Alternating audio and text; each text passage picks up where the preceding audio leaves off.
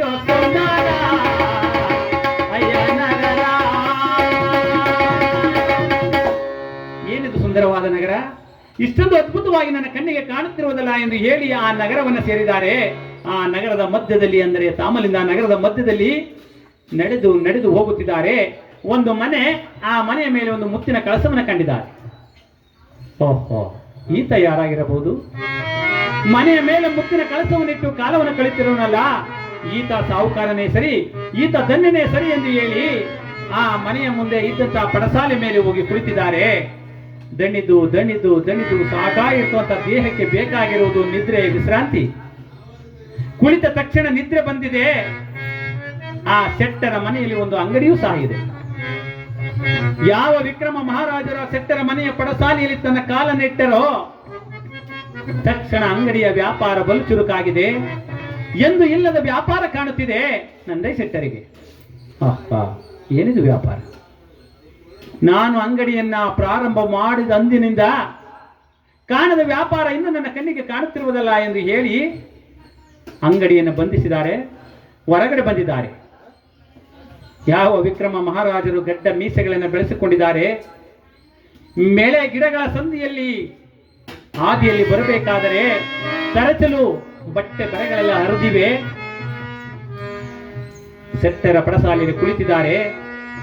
ಕೇವಲ ಅವರ ಮುಖ ಲಕ್ಷಣಗಳನ್ನು ಮಾತ್ರ ನೋಡಿದ್ದಾರೆ ನಂದೇ ಶೆಟ್ಟರು. ಓಹೋ, ಈತ ಇಷ್ಟೊಂದು ಸ್ಫುರ್ತಿಯಾಗಿ ಕಾಣುತ್ತಿರುವನಲ್ಲ, ಇಷ್ಟೊಂದು ಲಕ್ಷಣವಾಗಿ ನನ್ನ ಕಣ್ಣಿಗೆ ಕಾಣುತ್ತಿರುವನಲ್ಲ. ಈತನು ಸಾಹುಕಾರನು ಸರಿ, ಧನ್ಯನೇ ಸರಿ. ಈತನು ಬಂದ ಕುಂತ ಕ್ಷಣದಿಂದ ನನ್ನ ಅಂಗಡಿಯ ವ್ಯಾಪಾರ ಬಲು ಚುರುಕಾಗಿರುವುದಲ್ಲ ಎಂದು ಹೇಳಿ ಯಾವ ವಿಕ್ರಮ ಮಹಾರಾಜರು ವಿಶ್ರಾಂತಿಯಲ್ಲಿರುವರೋ ಅಲ್ಲಿಯೇ ಬಿಟ್ಟಿದ್ದಾರೆ. ಮತ್ತೆ ನನ್ನ ಅಂಗಡಿಯನ್ನು ಪ್ರಾರಂಭ ಮಾಡುತ್ತೇನೆ ಎಂದು ಹೇಳಿ ಆ ವಿಕ್ರಮ ಮಹಾರಾಜರನ್ನ ವಿಚಾರ ಮಾಡದೆ ಮತ್ತೆ ಅಂಗಡಿಯನ್ನು ತೆರೆದಿದ್ದಾರೆ. ಎಂದು ಇಲ್ಲದ ವ್ಯಾಪಾರ ನಡೆದು ಆ ದಿವಸ ಖಾಲಿ ಅಂಗಡಿಯಾಗಿದೆ. ವಸ್ತುಗಳಿಲ್ಲದ ಅಂಗಡಿಯಲ್ಲಿ ನನಗೆ ಯಾವ ಕೆಲಸ? ನಾನು ಈ ಅಂಗಡಿಯನ್ನು ಬಂಧಿಸಿ ನನ್ನ ಪಡಸಾಲೆಗೆ ಬಂದು ಕುಳಿತಿರ್ತಕ್ಕಂಥ ಆ ಮಹಾತ್ಮನನ್ನು ನಾನು ವಿಚಾರ ಮಾಡಬೇಕೆಂದು ಹೇಳಿ ವಿಕ್ರಮ ಮಹಾರಾಜರು ಕುಳಿತಿರುವ ಸ್ಥಳಕ್ಕೆ ಬಂದಿದ್ದಾರೆ. ಅಯ್ಯ, ನೀನು ಯಾರು? ನಿನ್ನ ನಾಮಾಂಕಿತವೇನು? ನಿನ್ನ ದೇಶ ಯಾವುದು? ನಿನ್ನ ಕುಲ ಯಾವುದು? ಹಾಗೆ ಹೇಳಿದ್ದಾರೆ. ನಾನು ಜಾತಿಯಲ್ಲಿ ಕ್ಷತ್ರಿಯ, ನಾನು ಓರ್ವ ಪರದೇಶಿ. ನನ್ನ ನಾಮಾಂಕಿತವು ಆಗಿರಲಿ ಪ್ರಭು. ಶೆಟ್ಟರೇ, ನನಗೆ ನೀವೇನಾದರೂ ಕಾಲಾವಕಾಶವನ್ನು ಕೊಟ್ಟರೆ, ಅಂದರೆ ಈ ದಿವಸ ನಿಮ್ಮ ಮನೆಯಲ್ಲಿ ನಾನು ಉಳಿದು ಬೆಳಗಾದ ನಂತರ ಹೊರಡುವೆನಪ್ಪ. ಅಯ್ಯ ದೇಶಕನೇ, ಆಗಲಿ, ನಡೆ ನಮ್ಮ ಮನೆಗೆ. ಆ ಮನೆಯ ಒಳಗಡೆ ಕರೆದುಕೊಂಡು ಹೋಗಿದ್ದಾರೆ. ಆ ಮನೆಯ ಒಳಗೆ ಕರೆದುಕೊಂಡು ಹೋಗಿ ಈ ವಿಕ್ರಮ ಮಹಾರಾಜರಿಗೆ ಒಂದು ವಿಶೇಷವಾದ ಭೋಜನವನ್ನು ಮಾಡಿಸಿದ್ದಾರೆ. ಆ ವಿಶೇಷವಾದ ಭೋಜನವೇನೆಂದರೆ ಕಡು ರುಚಿಯ ಪಕ್ವನ್ನವನ್ನು ಮಾಡಿಸೆ ಕಡು ಮಮತೆಯಳು ವಯಸ್ಸೆಗೆ. ಅಂದರೆ ಕಡು ಎಂದರೆ ವಡೆ, ರುಚಿ ಎಂದರೆ ಪಾಯಸ, ಪಕ್ಕದಲ್ಲಿ ಅನ್ನ, ಮಜ್ಜಿಗೆ ಮತ್ತು ನೀರನ್ನು ಕೊಟ್ಟಿದ್ದಾರೆ. ಯಾವ ಅಡೆತಡೆ ಇಲ್ಲದೆ ಅನ್ನವಾಗಿ ನೀರು ನೀರಾಗಿ ದೊರಕಿದೆ ವಿಕ್ರಮ ಮಹಾರಾಜರಿಗೆ. ಭೋಜನವನ್ನ ಸ್ವೀಕರಿಸಿದಂತ ವಿಕ್ರಮ ಮಹಾರಾಜರು ಸಂತೋಷ ಭರಿತರಾಗಿ ಆ ಶೆಟ್ಟರ ಮನೆಯಲ್ಲಿ ಒಂದು ಸ್ಥಳದಲ್ಲಿ ಕುಳಿತಿದ್ದಾರೆ. ಅಲ್ಲಿಗೆ ಬಂದಿದ್ದಾರೆ ನಂದೇ ಶೆಟ್ಟರು. ಅಯ್ಯ ದೇಶಿಕನೇ, ನನ್ನ ಮನೆಗೆ ಬಂದು ನೀನು ಅನ್ನವನ್ನು ಸ್ವೀಕರಿಸಿರುವೆ. ಈ ರಾತ್ರಿ ನನ್ನ ಮನೆಯಲ್ಲಿರ್ತಕ್ಕಂಥ ಚಿತ್ರಶಾಲೆಯೊಳಗೆ ಹೋಗಿ ನೀನು ಮಲಗಿ ಬೆಳಗಾದ ನಂತರ ಹೊರಡಪ್ಪ. ಆಗಬಹುದು ಶೆಟ್ಟರು. ನಿಮ್ಮ ಮಾತಿನಂತೆ ನಾನು ನಿದ್ರಾಮನೆಗೆ ಹೋಗಿ ನಿದ್ರಿಸುವೆನೆಂದು ಹೇಳಿ ಆ ಚಿತ್ರಶಾಲೆಯ ಬಾಗಿಲಿಗೆ ಹೋಗಿ ನಿಂತಿದ್ದಾರೆ ವಿಕ್ರಮ ಮಹಾರಾಜರು. ಅಲ್ಲಿನ ಚಿತ್ರದ ಒಂದು ಪ್ರಸಂಗವನ್ನು ನೋಡಿದ್ದಾರೆ. ಏನಿದು ಚಿತ್ರಶಾಲೆ? ನನ್ನ ಅರಮನೆಯಲ್ಲಿ ಇರತಕ್ಕಂಥ ಚಿತ್ರಶಾಲೆಗೆ ಮಿಗಿಲಾಗಿ ಕಾಣುತ್ತಿರುವ ಈ ಚಿತ್ರಶಾಲೆ ನಾನು ಓರ್ವ ರಾಜನಾಗಿ ಇಟ್ಟುಕೊಳ್ಳದ ಚಿತ್ರಶಾಲೆಯನ್ನ ಈ ಕೇವಲ ಶೆಟ್ಟರು ಇಟ್ಟಿರುವರಲ್ಲ. ಏನಿ ಭವನದ ವೈಭವ, ಏನಿ ಭವನದ ವೈಭವ ನೋಡಲ್ಲ ನನ್ನ ವೈಭವ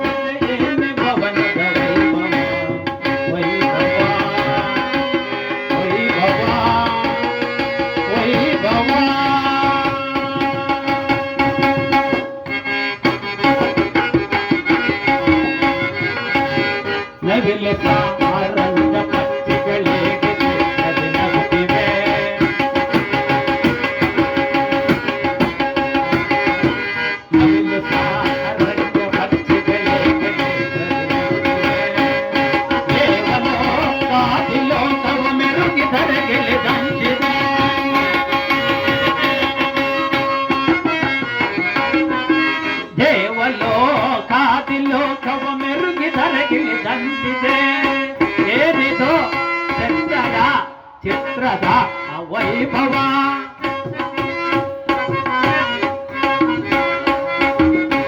ಏನಿದು ಚಟ್ಟರ ಚಿತ್ರದ ವೈಭವ ಏನಿ ಭವನದ ವೈಭವ ನೋಡಲ ನಂದವಾಗಿದೆ ಏನಿ ಭವನದ ವೈಭವ ನೋಡಲ ಆಶ್ಚರ್ಯವಾಗಿದೆ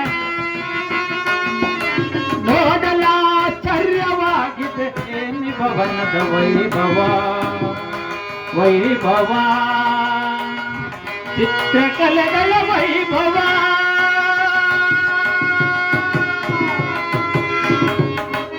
ಏನಿ ಚಿತ್ರಮಂದಿರದ ವೈಭವ ರಾಜಾದಿರಾಜನಾದ ನನ್ನ ಅರಮನೆಯಲ್ಲಿ ಇಂತ ಮಿಗಿಲಾಗಿ ಕಾಣುತ್ತಿರುವಲ್ಲ ಈ ಶೆಟ್ಟರ ಮನೆಯ ಚಿತ್ರಶಾಲೆ ಎಂದು ಹೇಳಿ ಆ ಭಗವಂತ ರಾಮದೇವರನ್ನ ನೆನೆದು ಮಂಚದ ಮೇಲೆ ಪವಳಿಸಿದ್ದಾರೆ ವಿಕ್ರಮ ಮಹಾರಾಜರು. ಪವಳಿಸಿದ ತಕ್ಷಣ ಮಲಗಿದ ತಕ್ಷಣ ಗಾಢ ನಿದ್ರೆಯಲ್ಲಿ ತೊಡಗಿದ್ದಾರೆ. ಒಂದು ಕಡೆ ನಂದೇ ಶೆಟ್ಟರು ತನ್ನ ಮಗಳ ಬಳಿಗೆ ಬಂದಿದ್ದಾರೆ. ಅಮ್ಮ ಕುಮಾರಿ ಆಲೋಲಿಕಾ ಆಲೋಲಿಕಾ. ಅಪ್ಪಾಜಿ ಅವರೇ, ಏನು ನನ್ನ ಇಷ್ಟೊಂದು ಆತುರವಾಗಿ ಕರೆಸಲು ಕಾರಣವೇನು? ಅಮ್ಮ, ಈ ದಿವಸ ಈ ರಾತ್ರಿ ನಮ್ಮ ಮನೆಗೆ ಓರ್ವ ಮಹಾಪುರುಷರು ಬಂದಿರುವನಮ್ಮ. ವಿಚಾರ ಆ ಮಹಾಪುರುಷನ ನಡೆ ನುಡಿಗಳನ್ನ ಆತನ ಗುಣಗಳನ್ನು ನೋಡುತ್ತಿದ್ದರೆ ನನಗೆ ಮನಸ್ಸು ಬಹಳ ಸಂತೋಷವಾಗಿರುವುದು. ಅದಕ್ಕೇನು ಮಾಡಿದೆ ಅಪ್ಪಾಜಿ ಅವರೇ? ನೀನೇನಾದರೂ ಆತನನ್ನು ಒಪ್ಪಿ ನೀನು ಅವನ ಕೊರಳಿಗೆ ಮಾಲ್ಯ ಹಾಕುವುದಾದರೆ ನಿನ್ನ ಬಾಳು ಬಂಗಾರವಾಗುವುದಮ್ಮ. ಅಪ್ಪಾಜಿ ಅವರೇ, ಏನು ನಿಮ್ಮ ಮಾತುಗಳು? ಕಂಡ ಗಂಡುಗಳೆಲ್ಲವನ್ನು ಮದುವೆಯಾಗು ಎಂದು ಹೇಳಿದರೆ ನಾನು ಯಾವ ರೀತಿ ಆಗಲಿ? ನೀವು ಈ ದಿವಸ ಈ ರಾತ್ರಿ ನಮ್ಮ ಚಿತ್ರಶಾಲೆಯಲ್ಲಿ ಮಲಗಿರತಕ್ಕಂಥ ಆ ಪುರುಷನ ಗುಣಶೀಲಗಳನ್ನು ನೋಡಲು ತಂದೆಯಾದ ನೀವು ಕಾಲಾವಕಾಶವನ್ನು ಕೊಟ್ಟರೆ ಆತನ ಗುಣಶೀಲಗಳನ್ನು ಪರೀಕ್ಷೆ ಮಾಡಿ ಅನಂತರ ಹೇಳುತ್ತೇನೆ ತೀರ್ಮಾನವನ್ನು. ಹಾಗೇ ಅಮ್ಮ, ಚಿತ್ರಶಾಲೆಯಲ್ಲಿ ಮಲಗಿ ನಿದ್ರೆ ಮಾಡುತ್ತಿರುವ ಆ ಮಹಾಪುರುಷನ ಆ ಗುಣಶೀಲಗಳನ್ನು ನೀನು ಪರೀಕ್ಷೆ ಮಾಡುವಳಾಗು ಎಂದು ಹೇಳಿದ್ದಾರೆ ತಂದೆಯವರು. ಬಂಗಾರದ ತಟ್ಟೆಯನ್ನು ಕೈಯಲ್ಲಿರಿಸಿಕೊಂಡಿದ್ದಾರೆ, ಕುಪ್ಪಸವನ್ನು ತೊಟ್ಟಿದ್ದಾರೆ, ಕರ್ಪೂರ ವಿಳಂಬಿರಿಸಿಕೊಂಡಿದ್ದಾರೆ, ಸರ್ವ ಸಾಹಿತ್ಯದಿಂದ ಅಲಂಕಾರ ಯುಕ್ತಳಾಗಿ ರಂಗುಮಾಲಿಗೆ ಬರುತ್ತಿದ್ದಾರೆ ಆಲೋಲಿಕೆಯವರು. ಆ ಚಿತ್ರಶಾಲೆಯೊಳಗೆ ಬಂದು ನಿಂತಿದ್ದಾರೆ. ಮಂಚದ ಮೇಲೆ ಮಲಗಿದಂತಹ ವಿಕ್ರಮ ಮಹಾರಾಜರ ಮುಖವನ್ನು ನೋಡಿದ್ದಾರೆ. ಆಕಾಶದಲ್ಲಿ ಹೊಳೆಯುತ್ತಿರುವಂತಹ ಚಂದ್ರನಂತೆ ಕಾಣುತ್ತಿದ್ದಾರೆ ಆಲೋಲಿಕೆಯ ಕಣ್ಣಿಗೆ. ಏನು, ನಮ್ಮ ತಂದೆಯವರು ಹೇಳುವುದು ಸರಿ, ಈತ ಮಲಗಿರುವುದು ಸರಿ, ಈತನು ಧನ್ಯನೂ ಸರಿ, ಗುಣಶೀಲನೇ ಸರಿ. ಮಲಗಿ ನಿದ್ರೆಗೈಯುವ ವೇಳೆಯಲ್ಲಿ ಇಷ್ಟೊಂದು ಪ್ರಕಾಶವಾಗಿ ಕಾಣುತ್ತಿರುವ ಈತ ನನ್ನ ಪೂರ್ವಜನ್ಮದ ಪುಣ್ಯವೇ ಸರಿ. ಈತನನ್ನು ನಾನು ಮದುವೆ ಆಗುವುದೇ ಸರಿ ಎಂದು ಹೇಳಿ ನನಗೆ ಫಲಿಸಿತು ಪೂಜಾ ಫಲ ಎಂದು ಹೇಳಿ ಆ ಮಂದಿರದಲ್ಲಿ ಯಾವ ರೀತಿ ಆಡುತ್ತಿದ್ದಾರೆ. ಫಲಿಸಿತು ಬಲವೆನ ಪೂಜಾ ಫಲ ಎನಗೆಂದು ಕೋಡಿ ಕಂಕಣ ಫಲಿಸಿತು ಬಲವೆನ ಪೂಜಾ ಫಲ.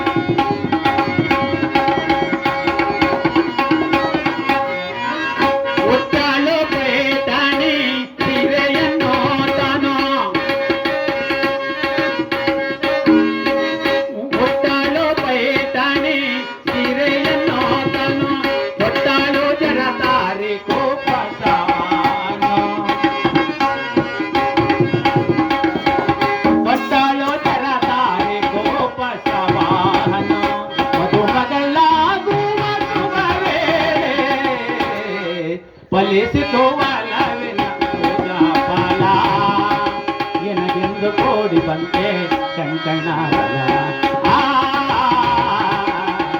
ಫಲಿಸಿತು ಬಲವೆನ ಪೂಜಾ ಫಲ.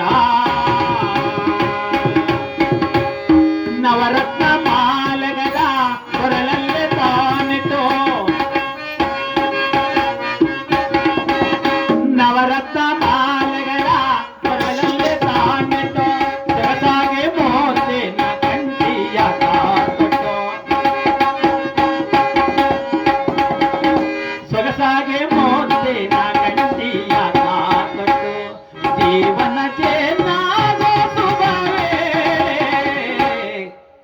ಫಲಿಸಿತು ಅಲ್ಲವೇ ಪೂಜಾ ಫಲ ಎನಗೆಂದು ಕೂಡಿ ಬಂದೆ ಕಂಕಣ ಫಲ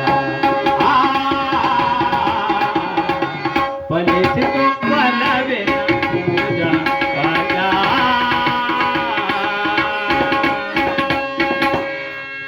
ಹಿಂದೆ ದೊರಕಿತು ನನಗೆ ಪೂಜಾ ಫಲ, ಇದು ನನಗೆ ಮದುಮಗಳಾಗುವ ಶುಭ ವೇಳೆ, ಇದು ನನ್ನ ಜೀವನ ಜೇನಾಗುವ ಶುಭ ವೇಳೆ.